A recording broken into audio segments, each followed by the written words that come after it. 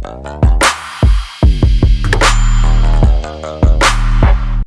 guys, so andito naman po ulit tayo. Again, ito naglalagay tayo ng panibagong net. Ayan po. So, kahapon, yung isang yun na natapos natin. Kaso inabot na tayo ng dilim. Kaya today, pagpapatuloy natin.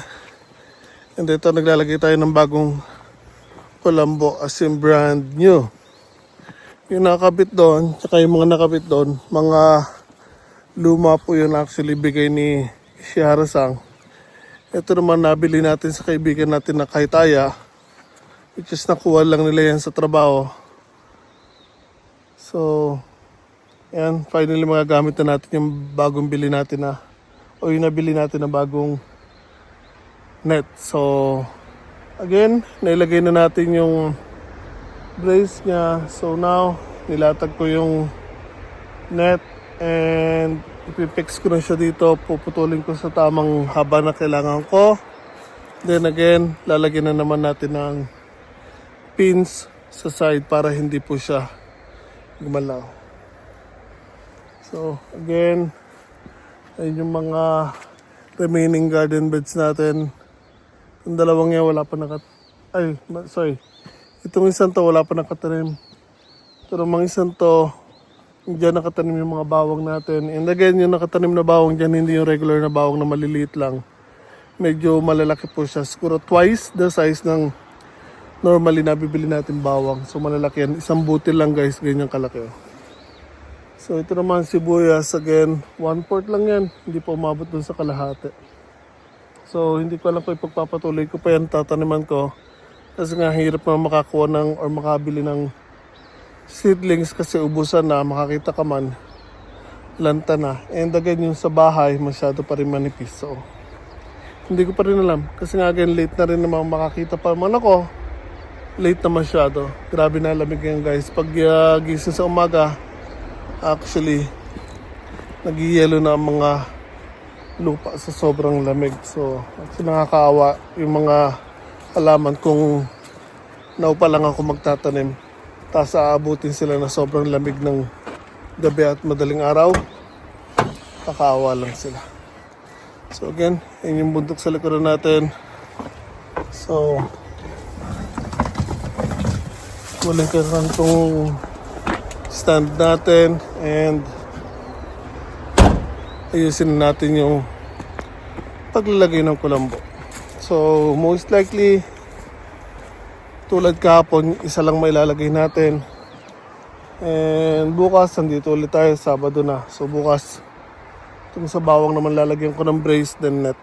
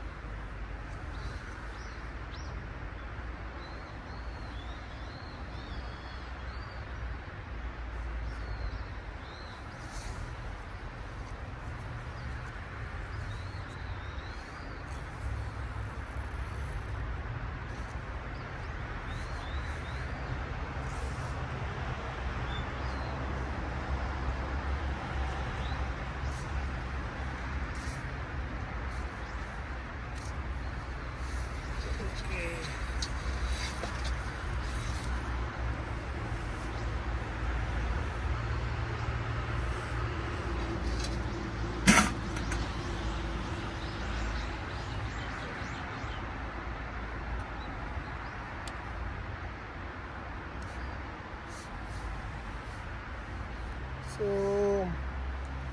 today is November 21 na actually. Hindi ko lang alam guys kung kailan nyo mapapanood tong video na to. Kasi i-edit pa to bago i-upload. So, again, yan. Yung sa kabilang dulo, nalagyan na natin ng tali at pin. So dito ipipix ko lang yung dito sa kabilang side na to. Then yung sa side naman ng lalagyan natin ng mga pins. So again guys, itong mga net ay reusable. So after gamitin sa isang taniman, lilikumin nyo lang ulit, then tatabing nyo lang na maayos. Magagamit nyo ng ilang beses itong mga net na to guys.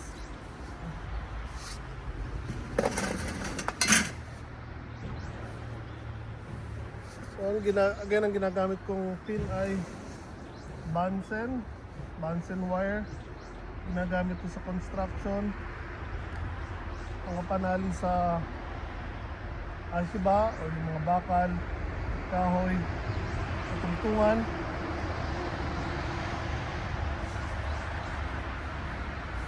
Kaya sa bumili ako ng pins, which is mahal, ito na lang, Bunsen na lang ang ginagamit ko. Medyo nakatipid pa ako. Kasi mahal actually ang mga pins na ginagamit dito guys.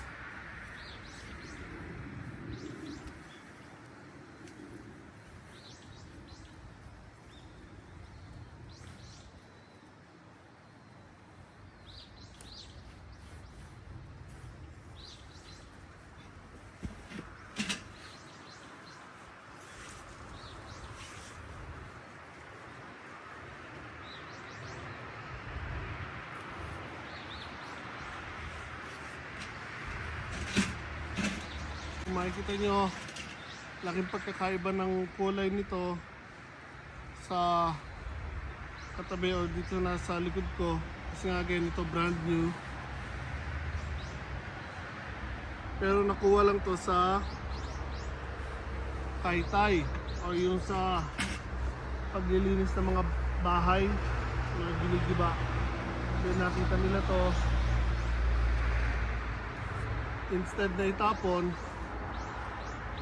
kinuha lang ng mga kaibigan ko kasi tatapon na rin naman yun, inuwi nila para magamit. Then kung yung ilang portion naman binenta naman sa akin. So mura ko lang din naman nabili to. Marami ako actually mga gamit na binibili sa mga ganon. Makikita nyo yung sa ilang post ko na yung sa toilet na deflush, ano ba, yung opro o yung bathtub, basta magagamit pa, binibili ko at yung maayos pa. So hindi naman tayo maselan, konting linis lang yung magagamit pa yung sayang din, diba? At least napakalaki may ditipid natin compared sa bibili ka ng brand new, laking diferensya ng presyo.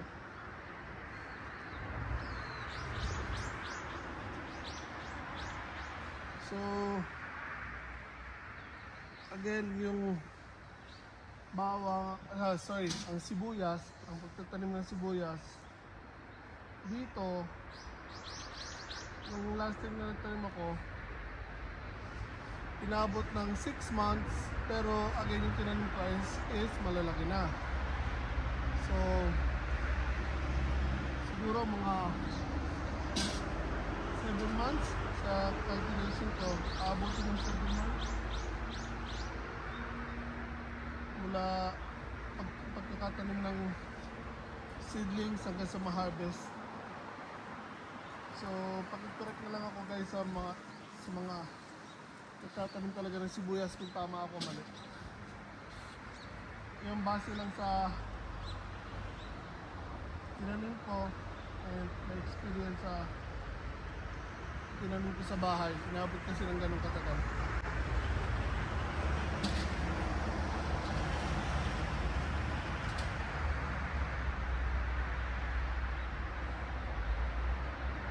So then, para sa mga first time na makaka-upload ng videos ko o ng video ko, nandito po tayo guys sa Japan.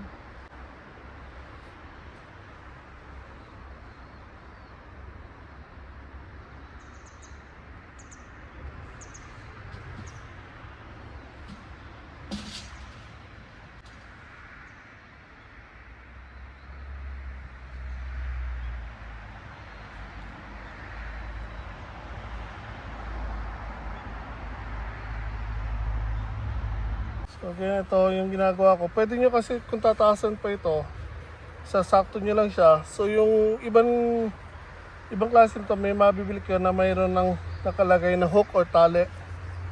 So dahil masyado pang mahaba to, ginagawa ko, iniro-roll ko papasok. Then again yan, pinipin ko naman dito sa pagitan ng pinaka-brace natin. Yan, sinasagad ko lang. So makikita nyo hindi pa masyadong batak na batak yan, pero once na makaliban tayo sa kabila, pag nilagyan na natin ng pin, hahatakin natin yan. So mawawala na po yung kulubot na yan, guys.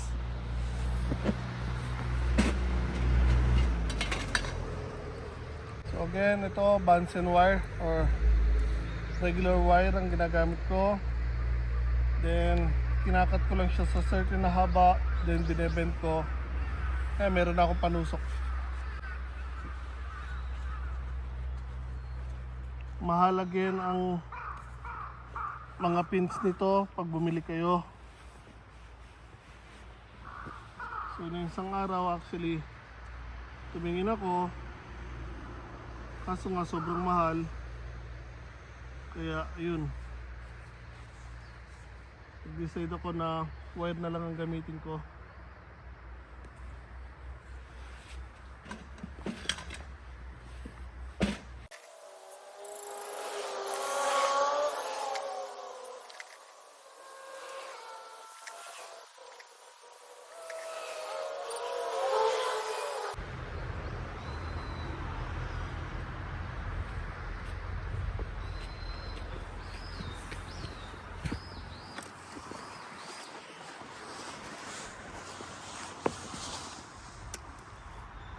So again guys, ayun po yung mga sibuyas sa loob ng net. Makikita nyo, okay naman po sila. Merong ibang mga lanta, pero karamihan sa kanila ay maayos naman po. Again, ito yung galing kay Shiara-san. Ito yung naman nabili natin sa Kaitaya. Ito, good as new. Nakuha nila sa nilinis nilang bahay. Again, reusable yan guys.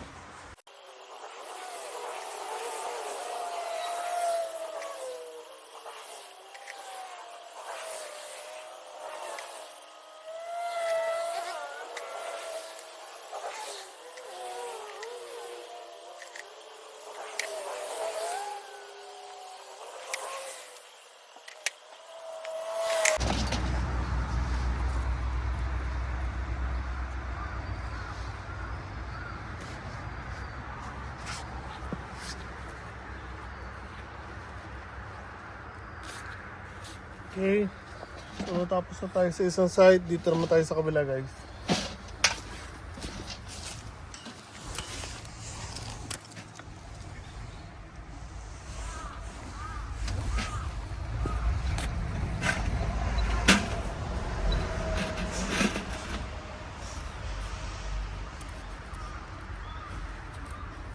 So again, tulad ng sinabi ko kanina, after natin lagyan ng pins doon sa isang side,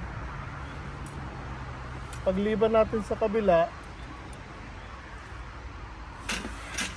dito naman natin siya babatakin para mawala na yung mga lukot-lukot.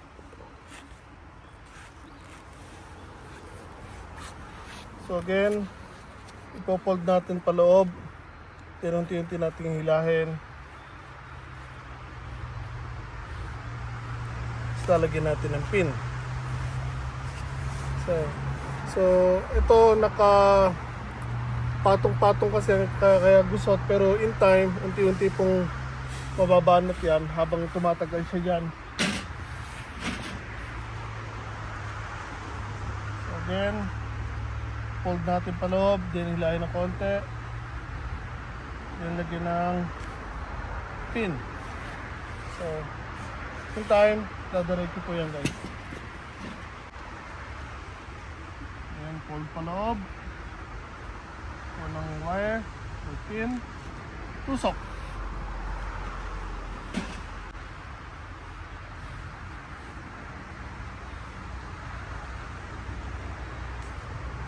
I'm sure merong tamang paraan ng paglalagay nito guys.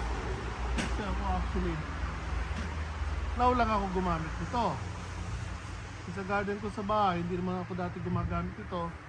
Yung sa loob, garden sa loob, hindi ko rin nilagyan ito.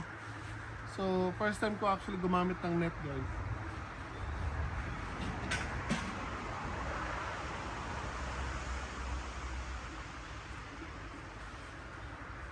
So kung meron nanonood dyan na marunong magkabit nito guys, pasensya na po. First time ko lang gumamit nito. So again yan, papatuloy lang natin mula dito hanggang doon, tapusin natin. And yan, dumidilim-dilim na po guys. Kaya sakto lang siguro ang pagdating natin sa dulo.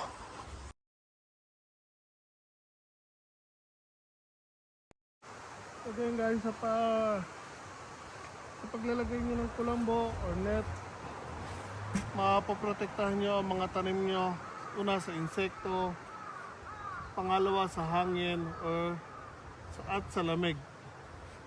So habang lumalaki sila, syempre pag maliit pa lang sila, medyo sensitive sila sa palaging na gumagalaw-galaw o nahampas ng hangin. Kaya pag meron sila nito, so napoprotektahan sila sa masyadong malakas na hangin. Tulad dito, nasa bundok po tayo, ng open space. So kapag lumakas po ang hangin dito, malakas po talaga. And again, sa insect at sa mga hayop, if ever lang may makapasok na hayop dito, unang protection natin yung bakod. Pero in case lang may makapasok pa rin sila, meron pa nitong net. Pero kung talagang gugustuhin nila na makain o masira ko naman nasa loob ito, wala na tayong magagawa din.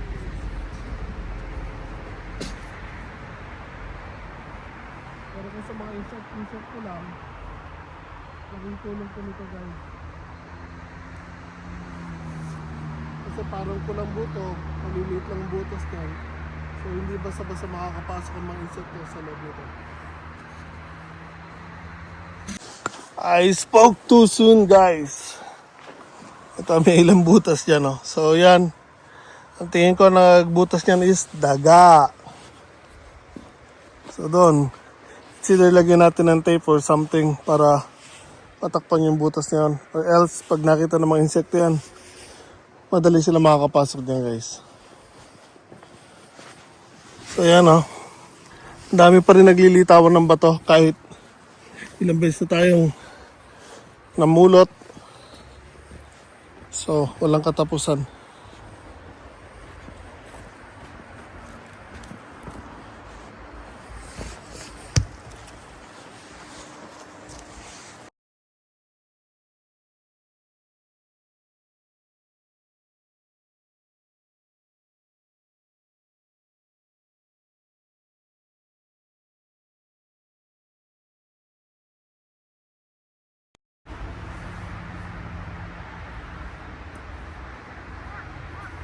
Okay guys, so yun po. Natapos din natin itong pangalawang net or kulambo. So, medyo mabilis tayo ngayon. Makita nyo, maliwanag pa. So, mabilis natin na ilatag. And again, ito may sobra pa tayo para naman to dito sa bawang. Again, ito one straight na to bawang. Then, ito kapraso sibuyas. So, ito bukas na natin lalagyan. Nandito ulit tayo bukas, Sabado. So, bukas na natin lalatag yung sa bawang. And again yung sa sibuyas na itong garden bed na to, na 1/4 lang yung natriman. Hindi ko alam kung lalagyan pa rin natin. Kasi nga again, ang hirap na makakita ng seedlings. Yung sa bahay ko, meron man tayong seedlings. Masyado pang manipis sila para ilagay dito. O transplant, masyadong malamig na dito guys, mamamatay lang po sila. So I think that's it for now. Again, ito bakante to guys, wala pong tanim yan. So hindi ko alam kung matataniman pa yun o hindi na. So I think that's it. Again, yung mga sayote ko, hindi ko sure kung pipitasin ko now or bukas kasi dito rin tayo bukas. Pero kung lalamig na naman masyado kasi today Nalanta po actually yung mga halaman ko sa loob. Naluto na yung mga dahon sa sobrang lamig, pati yung papaya. So, nag-iisipan ko kung ngayon ko sila pipitasin or bukas. Most likely, bukas na lang siguro. So, there. Again, 4 na nilalagay natin na habong, kulambo, or protective clothing na ginamit natin para sa mga sibuyas natin. So, 2 doon, 2 dito. So, again, bukas, yun naman remaining ang lalagyan natin. So, bukas matatapos natin yan dahil whole day nandito tayo.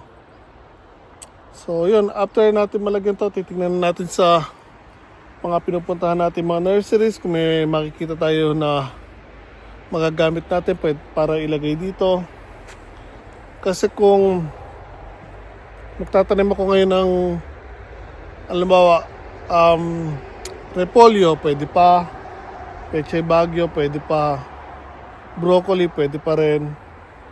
Ang problema, kung tatanim ko sila o magtatanim ako ng mga ganon, hindi pwede itong ginamit natin na vinyl or plastic. So, kailangan natin gumawa ng panibagong garden bed para sa kanila. Kasi iba yung spacing nun.